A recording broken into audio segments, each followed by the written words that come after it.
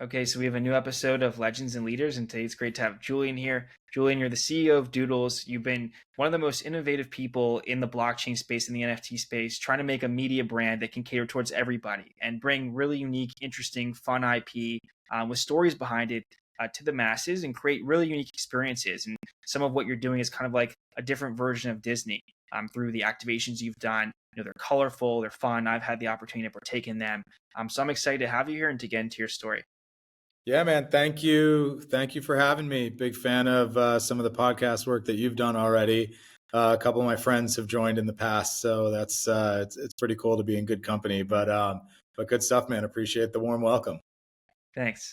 So, Julian, early on, where did your interest in business leadership and, the entertainment space kind of begin? Like, what inspired you to want to start in this area? I remember a sports marketing class I took in high school with one of my buddies who ended up going on into a similar career path as me, but we loved it. Like we in that class, like we created a sports team and thought how to bring it to market and create content around it and all of this different stuff that I didn't really it didn't feel like school to me. It felt like, whoa, this is awesome. This is like I couldn't believe there was a kind of career path around marketing. So marketing really, and learning what marketing was in high school really kind of drove my like fundamental interest in business. And that's what I ended up majoring in college after that class. And it just, when I was young, I always thought of business as just like, numbers and Wall Street. And, that was kind of what being a lawyer, being a doctor, whatever. And then, kind of majoring in marketing and just like learning the fundamentals of creativity and then, ultimately merchandising creativity and, exercising, that creativity into business like that was phenomenal for me. And then, I started to learn a little bit more about the entertainment industry in college. And that led me to my first job at the New York Daily News, where I became a digital advertising sales rep for a bunch of local businesses that had never really advertised digitally before. So I was trying to educate them on what it meant to run display advertising on Yahoo, and the New York Daily News's digital sites. And these are people that had traditionally only ever advertised in print magazines and editorials and things like that. So I got a very interesting first shot at the New York Daily News. I learned a ton, but then ultimately ended up moving into like true entertainment at NBC Universal, where I was doing digital advertising sales for kind of the prime time formats like NBC and Hulu and CNBC and some of these other things. It was a pretty cool experience. And then kind of down on the line, I worked at the BBC for a little bit, and then ultimately landed my job at Billboard, which kind of changed my entire career. But yeah, it all got started with Miss Rispoli's sports marketing class in junior year of high school with my buddy John White. So, what did you learn most from being involved with like the Billboard and Hollywood Reporter merger? Like that was a pretty interesting time. Like, what did you learn from that experience? Yeah, that was my first experience of two completely different cultures coming together to basically create a new company. It wasn't like one of us was acquiring the other. It was truly two companies coming together that needed to figure out a way to work together. And it doesn't just happen. That was one of the biggest things I learned is it takes a lot of coordination, takes a lot of patience, and it took a while to really work. It took years to really reach its potential, because for a while there we were kind of at each other, diluting each other. And I'm talking about just high level from a brand perspective. The way they worked versus the way we worked was so different. The leadership style of their CEO at the time versus our CEO was completely different. But the brands were different enough that they didn't really cannibalize each other from a business perspective. So once we did figure out how to create process and product around the company, it became one company, and it became a company that had a lot of synergy. And every year we got better, but it was really just, the biggest takeaway was patience and just understanding. Like, you had to listen. Your way wasn't the right way just because it's the way you have done things in the past. You really needed a lot of collaboration and teamwork to make that thing work. Interesting, because it was two different worlds, and they figured out a way to put them together. Yeah, I mean, one was, and you'd think like the music industry and the film and television industry are very similar. They could not be more different. The people in them are different. The process, what made them successful initially, like everything was different. And it was also at a time where, things were moving digital at a really, really rapid rate. Like when I got to build, that happened 2 years into me working for the company. And when I had gotten to Billboard, like it was a dead trade magazine. Like it was run by record industry executives, by print industry executives. Like there was not really a lot of hope for the future of Billboard. And then we pivoted to being more of a consumer facing experience for fans, never forgetting about the industry trade roots.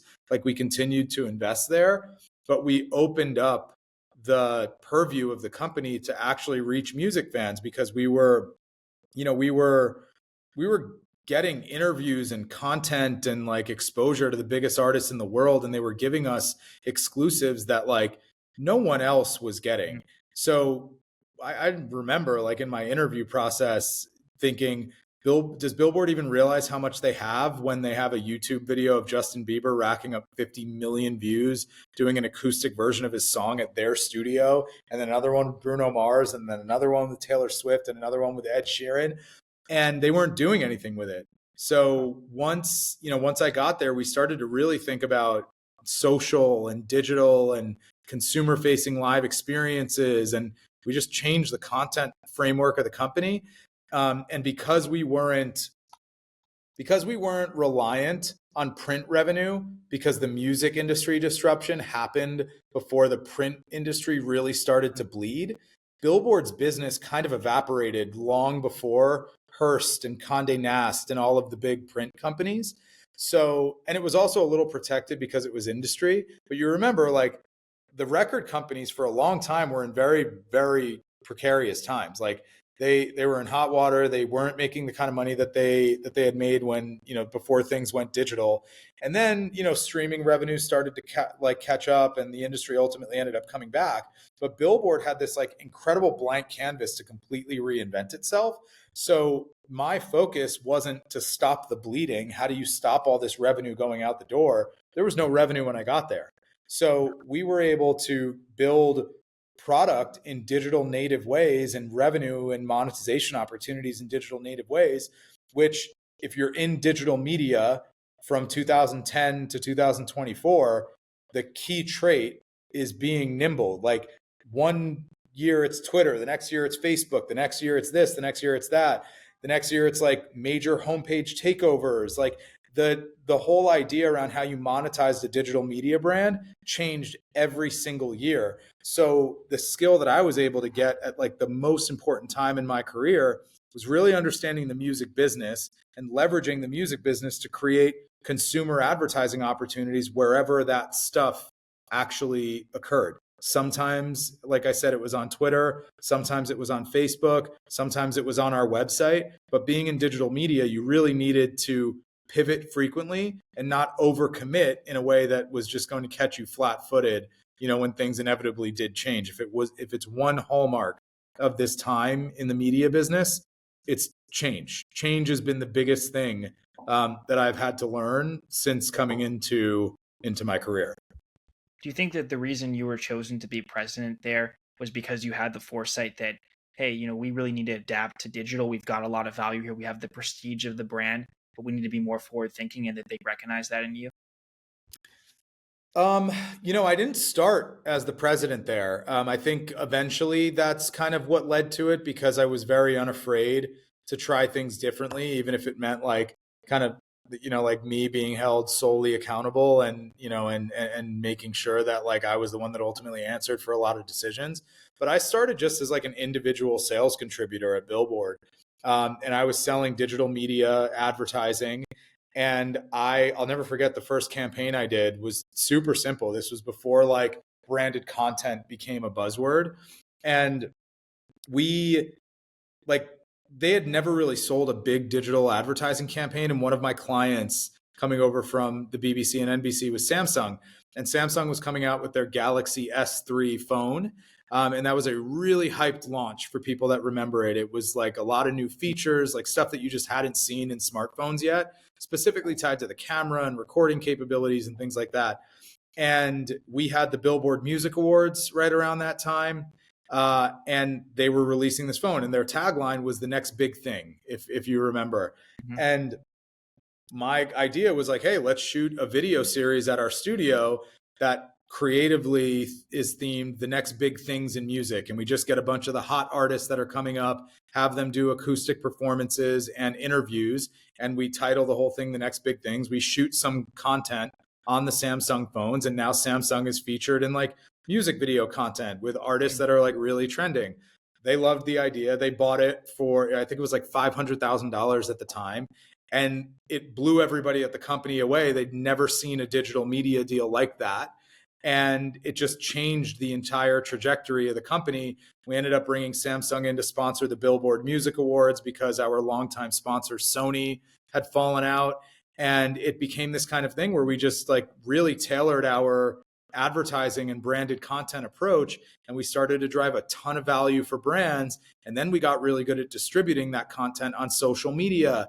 And I just had a lot of success figuring out like what were going to be the things that advertisers wanted. And advertisers to this day, they just want innovation. They want to do things differently. They don't want to do things over and over and over again. They have a budget for that, which is kind of like their tried and true. It's their biggest budget. But for people that aren't Facebook and Google and the people that get the majority of the advertising budgets, if you're going to work with a billboard, you're going to work with Billboard because they're doing things in an innovative way, because they're doing things in a creative way. And I started structuring partnerships with Twitter where we would launch new products together that brands could sponsor. Some of it was tied to like an innovative red carpet show at the Grammys. Some of it was tied to us creating a new chart with Twitter that brands could sponsor and monetize.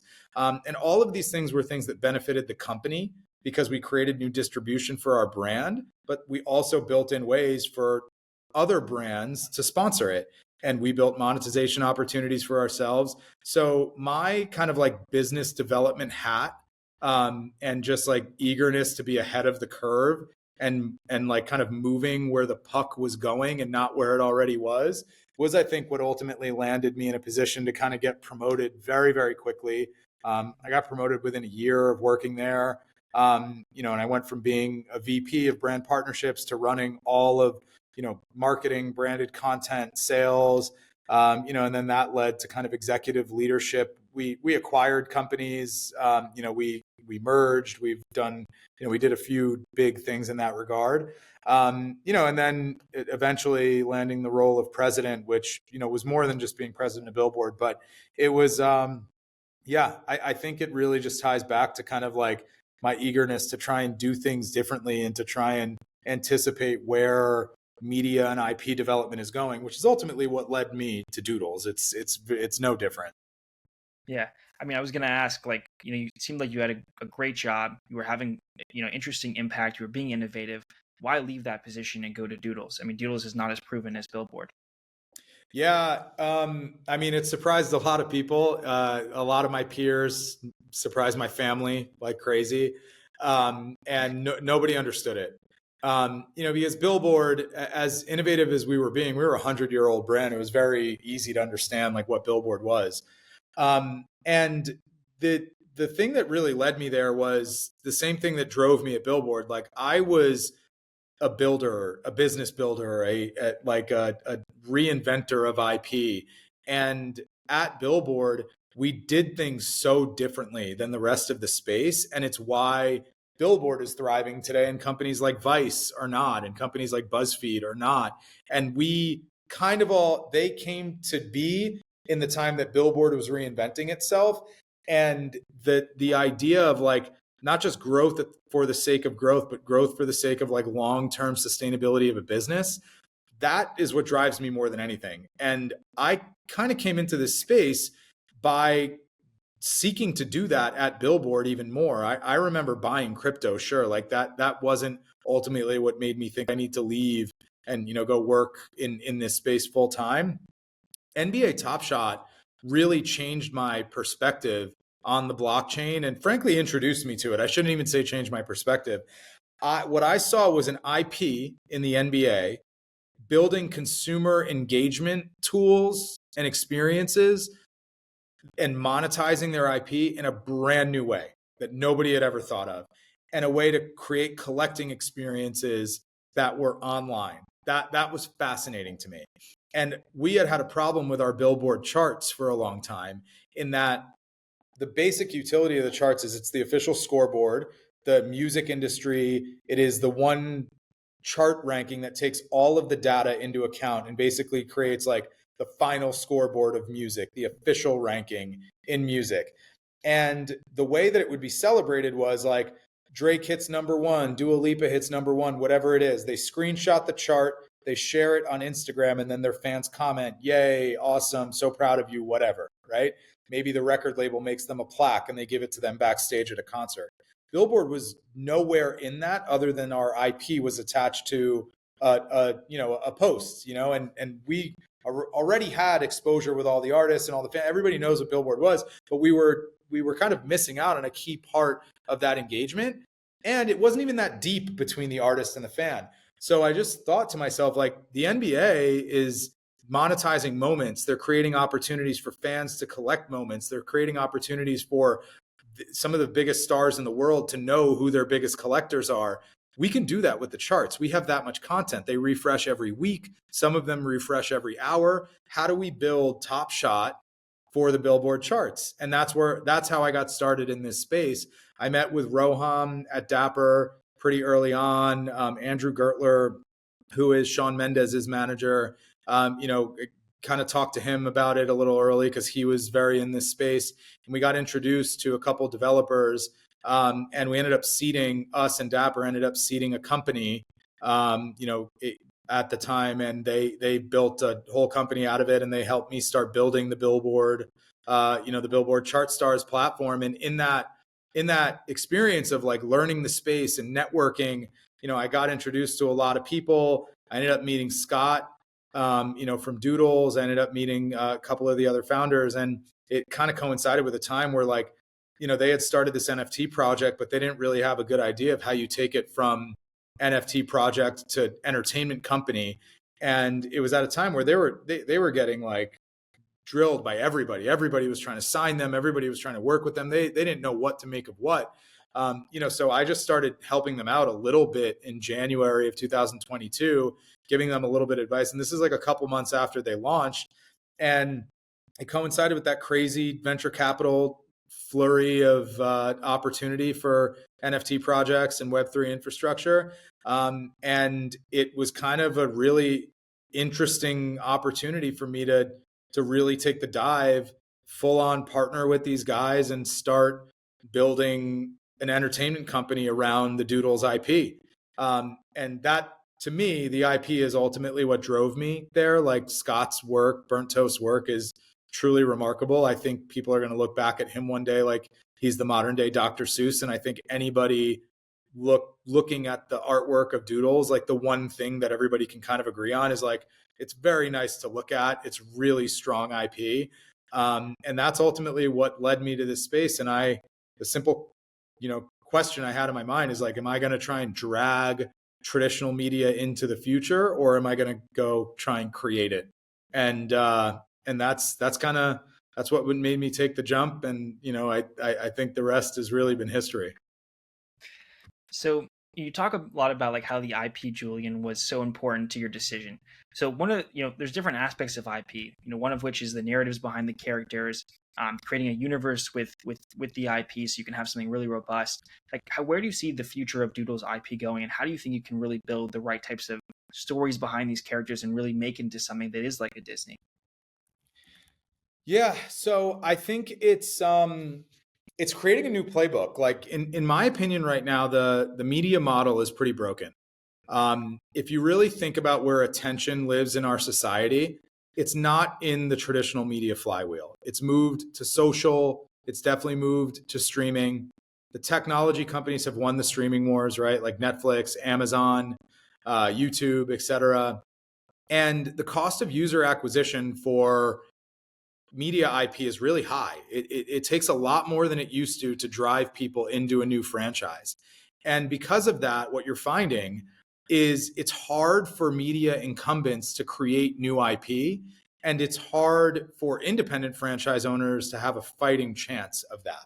So you're looking at a media landscape that just is looking at existing IP being recycled over and over and over again. A new Teenage Mutant Ninja Turtles, a new Garfield, a new Ghostbusters. Like, I mean, anecdotally, everybody knows this, right? And I think that concept has made it very, very difficult for artists and creators to really get their work made. You have to like if you have any shot of getting real distribution and financing, you have to give up so much of your upside. You end up becoming an employee of whatever that company is that takes your project on. And I think there's a better way. And I think that way is developing IP on chain, building communities in an internet native way, and having all of that stuff work together. So we look at developing IP in a few ways. One, creating like social first IP. Most media companies utilize social as a way to advertise the product being a show on streaming, the product being a movie. Social is where all of the network effects of our society live today. So if social media is not at least one of the products, you're doing social media wrong. So we take a very social native approach. We leverage YouTube Shorts, Instagram Reels, stickers, GIFs. Like, this is how people spend their time today. They're using these things to communicate with their friends. They're scrolling on social media. It's literally where they are. And people value affinity. They want to feel like you're in their life often. So short form social offers you an ability to do that. We also think that tentpoles, media tentpoles, still have a massive role to play in the development in an IP because they're events. They galvanize a community to come together for an experience, and people still crave an experience. So if you have an album, if you have a movie, if you have a television show, whatever that big shiny thing is, that becomes your biggest marketing tool and your biggest engagement tool to get people pumped up, to bring new people into a community. And you stack that on top of the always on social content, you know, you really have a framework that is going to deliver a lot of value for a budding IP.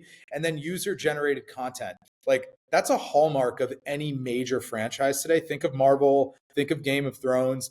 Like, what gets people from movie to movie? What gets people from season to season? It's all of that fan theory, that speculation on what's going to happen, the different art that people share on social media. Community generated content needs to be the hallmark of any new IP because your community will help you proliferate the brand. And then if you can do all of what I just said and tokenize the attention and the culture that surrounds your IP, you create not only intrinsic motivation for your community to help you create, but extrinsic motivation as well. These NFTs that represent Doodles, these fungible tokens that represent some of these meme projects, they trade on attention. People want to participate because they feel like they own part of the culture that's associated with those brands. That is the new framework for developing IP. And we believe that Doodles is doing that as well as anybody right now.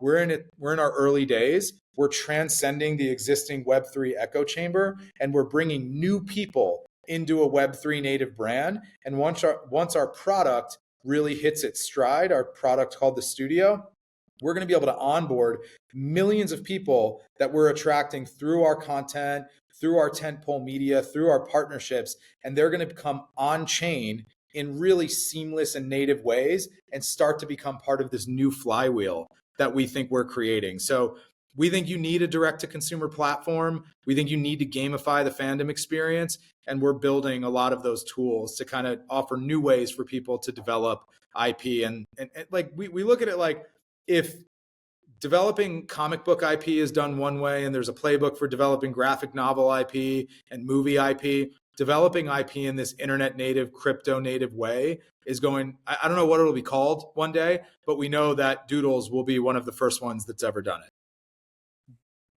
So, Julian, just the last question that I have. The culture that you've been involved in at Doodles, it's a really creative culture. You have some, people that are very artistically talented. How do you maintain a creative culture, and how do you plan to continue to grow that? Yeah, I mean, we're, I think it all starts with really good art and IP. Like, I just don't, I think this space will convince you that like mediocrity is greatness. And unfortunately, I think that stuff won't age that well. There's a lot of incredible work being done in Web3, specifically in the PFP space. And I think the ones that are going to endure are going to be the ones that have IP that millions of people are going to care about. Like, in order to scale, you can't just be talking to the same 1,000 people every single day. Like, that community needs to get a little bit bigger. Now, those 1,000 people, those 10,000 people that were there early, they deserve to be treated differently. They deserve to have different opportunities. That's kind of like the core thesis on why we exist. And they will for the projects that do it right. But at the end of the day, you have to create mainstream culture, or at least like niche culture that scales. And in our way of doing that, it's going to be music, it's going to be cartoons, it's going to be really cool consumer products, and it's going to be tying all of that ecosystem to an on-chain environment where the more people participate, the more they get rewarded. We want to build intrinsic collecting loops, we want to build extrinsic collecting loops, and we want people to really feel like they're part of our IP. That way, when we have a music video with Lil Wayne and Pharrell Williams trending on Spotify, there's like an OG that has been here from the very beginning that's like, damn, I'm part of that thing. And the people that are coming in, they're eventually going to know what it means to be an OG. And it's pretty cool that I'm one of those people and that I've been here from the beginning. And getting all the rewards that Web3 people want along the way. So I really think it's just about creating real culture, not just, hype culture. And I think we're doing a really fantastic job of that. And we've, again, like I said, even before we were on camera, it really feels like it's just the beginning. Like, we've barely shipped anything yet. Well, Julian, I appreciate you coming on, sharing your story. I think there's a lot of people can learn from some of the steps you took and how you went from like sales position to really being able to embrace and open-minded ideas and get a leadership role because of that, willing to take risks. And now with Doodles, I mean, it's definitely something new and exciting, and there's so much of an opportunity to build there. And there really isn't so much. There really isn't a playbook of someone that's done what you guys are doing yet. So I'm excited to see your continued success. And thanks for coming on. Ben, I appreciate that, man. Let's do it again soon.